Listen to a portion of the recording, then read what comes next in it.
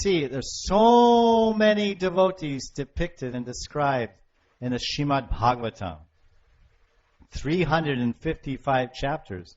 There's stories of Rakshas and demons and devotees that became demons, but they're actually devotees covered by a demon's body. Chitraketu, 6th canto, Bhagavatam, there's a story of King Chitraketu. He was a demigod, a celestial being from Swargavasi. But he made aparad.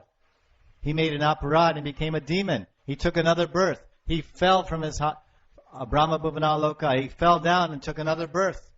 Became apparently a Rakshas.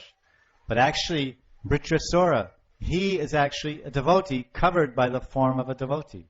A demon. So this is all different kinds of devotees. And they have different degrees of love. And they worship different expressions and forms of Godhead.